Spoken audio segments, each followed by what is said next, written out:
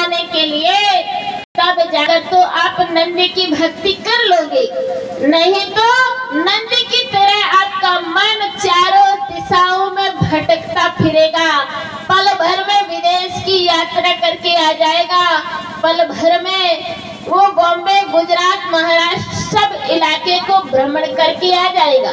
तो यहाँ पर किस लिए बैठे हैं हम लोग? सत्संग श्रवण करने के लिए।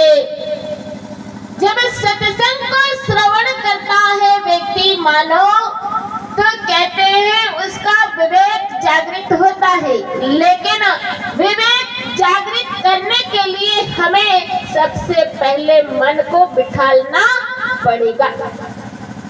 अगर मन को नहीं बिठा लोगे और खुद यहाँ बैठ जाओगे और मन को घर में खाना बनाने के लिए भेज दोगे या बच्चों को खिलाने में लग जाओगे, तो यहाँ पर आपको क्या सुनाया जा रहा है कुछ पल्ले नहीं पड़ेगा।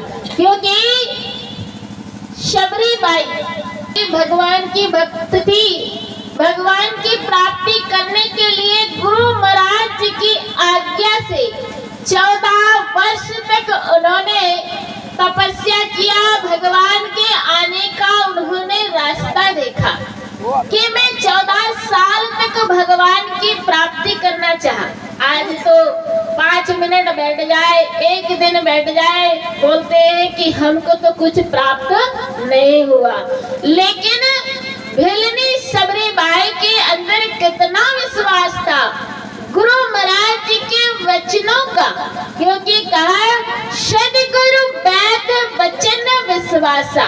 जो गुरु महाराज जी होते हैं वो वैद का भी काम करते हैं। वैद मतलब डॉक्टर। जैसे कि डॉक्टर के पास में आप किसी को हार्ट की प्रॉब्लम हो तो हार्ट के डॉक्टर के पास जाओगे, किसी को कैंसर की प्रॉब्लम होगी तो कैंसर के डॉक्टर के पास जाओगे, किसी को आंख में नेत्र मोतियाबिंद हो गया होगा तो मोतिया उतारने के लिए आंख के डॉक्टर के पास जाओगे।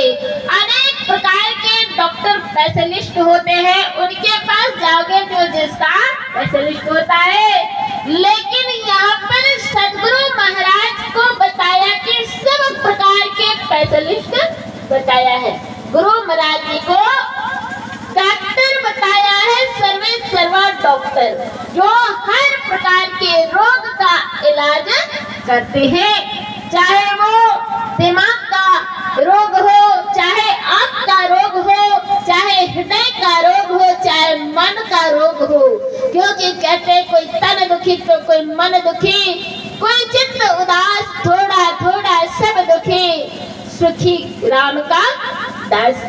तो सुखी अगर बनना चाहते हो तो भगवान का दास बनना पड़ेगा सबसे पहले, तब जाकर आप सुखी हो पाओगे।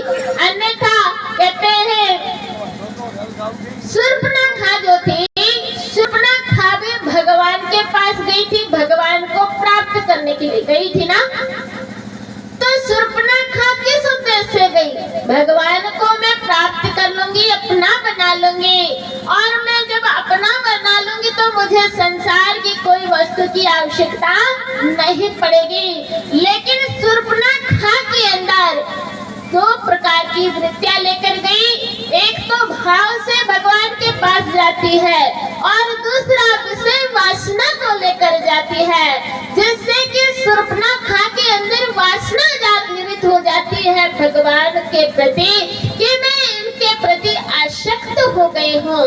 लेकिन दूसरी तरफ शबरी बाई को देखो, शबरी बाई जात से छोटी जात की हूँ कहती है। भगवान के सामने इतने जन समुदाय बैठे हो, कोई कहेगा कि मैं छोटे समाज की हूँ या छोटे कास्ट की हूँ, तो मुझे भगवान आप इतना मान बढ़ाई मत दो। कोई कहेगा भला?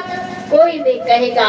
उस समय तो कितनी भी छोटी जात का होगा तो कहेगा कि मैं बड़ी जात का हूँ, मैं भगवान के चरणों में प्रणाम करता हूँ, भगवान की भक्ति करता हूँ, मैं भगवान का भक्त हूँ, भगवान ने मुझे अपना लिया है, तो मैं कैसे छोटा हूँ। लेकिन शबरी बाई कहती है कि प्रभु मैं तो बहुत ही छोटी जात हूँ, मैं हीन हूँ। कैसे कहा? अधम